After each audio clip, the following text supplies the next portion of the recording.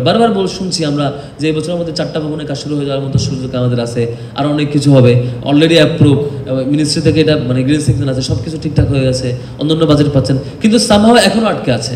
বছর শেষ অলরেডি, একটা বছর হয়ে গেছে, আপনারা দায়িত্ব পেয়েছেন, আমরা 5 তারিখের পর একটা বছর পার করে ফেলেছি, একটা ভবনেরও দৃশ্যমান কাজ এখনো শুরু হয়নি। প্রথমবারের মতো আমরা নির্বাচিত ছাত্র প্রতিনিধিরা আমাদের সাথে এখন আছেন, হল প্রতিনিধিরা আছেন, কেন্দ্রে আছেন। প্রশাসন এখন আলাদা কেউ না, প্রশাসন টেবিলের ওপার আর এপার না, প্রশাসন অ্যালামনাই, প্রশাসন ছাত্র প্রতিনিধি, প্রশাসন শিক্ষক, কর্মকর্তা, কর্মচারী, সবাই মিলেই প্রশাসন। আমার পেছনে পুলিশ দাঁড়িয়ে থাকে না, কোনো ছাত্র সংগঠন দাঁড়িয়ে থাকে না, আমি, আপনি এবং আপনি আমি। So whatever struggle I am facing, you be with me, and that's how we make progress.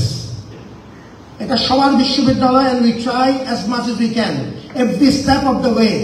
I want to be a partner. যদ্দূর পাচ্ছি কোনো লুকাচুরি নেই, কোনো ষড়যন্ত্র নেই, নাথিং। আমার অনেক রকম সহযোগিতা থাকতে পারে, কিন্তু আমার প্রশাসন ষড়যন্ত্রকারী না। সবাই জানতো এটা ভেঙে যাবে, ইভেন হল প্রভোস্ট জানতো, ইউনিভার্সিটি প্রশাসনও জানতো, ইভেন এটাও রিকমেন্ডেশন ছিল যে যদি টিনটা কোনো কারণে খুলে ফেলা হয় তাহলে ছাদ ভিজে ভেঙে পড়ে যেতে পারে, এই রিকমেন্ডেশনও দেওয়া ছিল। এরপরও বিশ্ববিদ্যালয়ের উপস্থিতিতেই, এখানকার বিশ্ববিদ্যালয় তত্ত্বাবধায়ক উপস্থিতি, তারা হচ্ছে ওই কন্ট্রাক্টর, তারা টিন খুলে ফেলে, পরে বৃষ্টি আসছে, ভেঙে পড়ছে। এটা স্ট্রংলি ইঞ্জিনিয়াররা রিকমেন্ড করার পরও ইউনিভার্সিটির দায়িত্বরত ব্যক্তিবর্গ সে তত্ত্বাবধান করে নেই। পরে এতজন শিক্ষার্থী, 39 জনের মধ্যে 26 জন ছিল বিশ্ববিদ্যালয়ের শিক্ষার্থী, যেটা বেশ বড় দুঃখের জায়গা আর কি। তো আমার মনে হয় এখনও ইঞ্জিনিয়াররা যেসব বিষয় রিকমেন্ড করে আমরা সেগুলো শুনি না, বিশ্ববিদ্যালয় কর্তৃপক্ষ সেগুলো এখনো ফলো করে না। বিভিন্ন ভবনের ব্যাপারে ইউনিভার্সিটির এক্সপার্ট টিম তাদেরকে হায়ার করে, তারা রিকমেন্ড করছেন একটা, আর ইউনিভার্সিটি বলছে আমাদের বাজেট না এখন করা।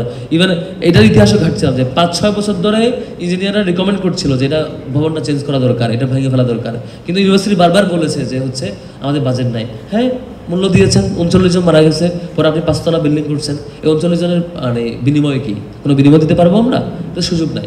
আমার মনে হয় বিশ্ববিদ্যালয়কে অনেক টাকার বাজেট আমাদের আছে, বাজেট পাস করছেন, অন্তত এই জায়গায় প্রায়োরিটি দেওয়া যে আমাদের অব্যবস্থাপনার কারণে কোনো প্রাণনাশের ঘটনা যাতে তার কখনোই না ঘটে, এ খুবই দুঃখের জায়গা হবে। আর দ্বিতীয় ব্যাপার যেটা, তো ইউনিভার্সিটি থেকে বাজেট আসছে 2800 কোটি টাকা অ্যাপ্রুভ হয়েছে, এই সংখ্যা কথা আমরা বারবার শুনছি। বিসি স্যারের সাথে আমাদের ইন্টারনাল মিটিংও তিনি বলছেন, বাইরেও বলছেন, আমরা দৃশ্যমান কাজ এখনো দেখছি না। সম্ভবত কোথায় যেন আটকে আছে, এটা কারো যেন অবহেলা আছে, এটা আমরা লক্ষ্য করছি। তো যেখানে যারাই অবহেলা থাকুক, বিসি স্যার যাতে এটা সিরিয়াসলি দেখেন, এবং যারা এই জায়গায় ঘাটতি বা সময় দিচ্ছেন না, এটা দ্রুত কাজ শুরু হয়ে যাওয়া দরকার। বারবার শুনছি আমরা যে এই বছরের মধ্যে 4টা ভবনের কাজ শুরু হয়ে যাওয়ার মতো সুযোগ আমাদের আছে, আর অনেক কিছু হবে, অলরেডি অ্যাপ্রুভ, মিনিস্ট্রি থেকে এটা গ্রিন সিগন্যাল আছে, সবকিছু ঠিকঠাক হয়ে গেছে, অন্যান্য বাজেট পাচ্ছেন, কিন্তু সামহাও এখনো আটকে আছে।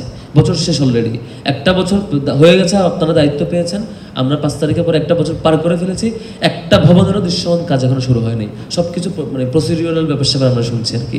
আমার মনে হয় বিশ্ববিদ্যালয়ের অন্তত এখন বলা উচিত যে আমরা 1 বছর আমরা করতে না পারলে এখন শুরু করছি। ঢাকা বিশ্ববিদ্যালয় স্মরণকালের সবচাইতে বড় অঙ্কের অর্থ আমাদের রেগুলার অর্থের বাইরে বরাদ্দ করা হয়েছে, 2841 কোটি টাকা, সরকারি খাত থেকে এসছে, এবং সেটি এখন যে পর্যায়ে আছে, আপনারা যারা সরকারি প্রক্রিয়া বুঝেন তারা খুব সহজে এটা বুঝতে পারবেন।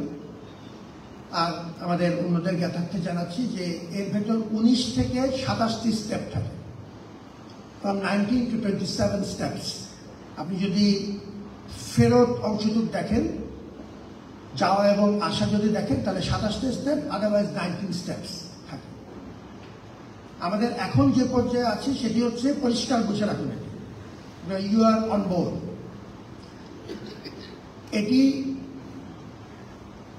একনেক পাস হয়েছে, এরপরে প্রজেক্ট ডাইরেক্টর নিয়োগ করা হয়েছে, এরপরে অর্থ বিভাগের যে ছাড়পত্রের যে কোড সেটি আরোপিত হয়েছে, এবং এখন আমরা অফিসিয়ালি চিঠি লিখেছি প্রথম ধাপের টাকা আসবার জন্য। এখন আমার যদ্দূর মনে আছে, মেমোরি ডাজন্ট ফেইল মি, আমরা 13 কিংবা 14তম স্টেপে আছি। সুতরাং এই ক্ষেত্রে এই প্রক্রিয়া আমাকে অতিক্রম করতে হবে, এবং এই প্রক্রিয়া অতিক্রমকরণে আমি আপনাদেরকে পাশে চাই। আমাদের আজকে আরেকটি শিক্ষণীয় এবং গুরুত্বপূর্ণ প্রক্রিয়া খুব ভালো মতো বোঝেন। প্রথমবারের মতো আমরা নির্বাচিত ছাত্র প্রতিনিধিরা আমাদের সাথে এখন আছেন, হল প্রতিনিধিরা আছেন, কেন্দ্রে আছেন। প্রশাসন এখন আলাদা কেউ না, প্রশাসন টেবিলের ওপার আর এপার না, প্রশাসন অ্যালামনাই, প্রশাসন ছাত্র প্রতিনিধি, প্রশাসন শিক্ষক, কর্মকর্তা, কর্মচারী, সবাই মিলে প্রশাসন। আমার পেছনে পুলিশ দাঁড়িয়ে থাকে না, কোনো ছাত্র সংগঠন দাঁড়িয়ে থাকে না, আমি, আপনি এবং আপনি আমি। So whatever struggle I am facing, you be with me, and that's how we make progress. এটা সবার বিশ্ববিদ্যালয়, and we try as much as we can every step of the way. I want to be a partner. I want to find that partner in you. এভাবেই হবে ধীরে ধীরে। You আর, আপনি frustrated, আমি equally frustrated, but I make N attempt, এবং আমি জানি আপনি আমার পাশে আছেন, সেই জন্যই চেষ্টা করে যাচ্ছি।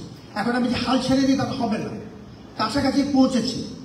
এই টাকাটুক আসলে অন্তত কিছু হলের ব্যবস্থা হবে। 13টা হল ধরা আছে, একই কথা আমি রিপিট করছি না, go and check for yourself, সব ওয়েবসাইটে দেওয়া আছে। We maintain a transparent policy, যদ্দূর পাচ্ছি কোনো লুকাচুরি নেই, কোনো ষড়যন্ত্র নেই, নাথিং। আমার অনেক রকম সহযোগিতা থাকতে পারে, কিন্তু আমার প্রশাসন ষড়যন্ত্রকারী না। We do as much as we can and you be with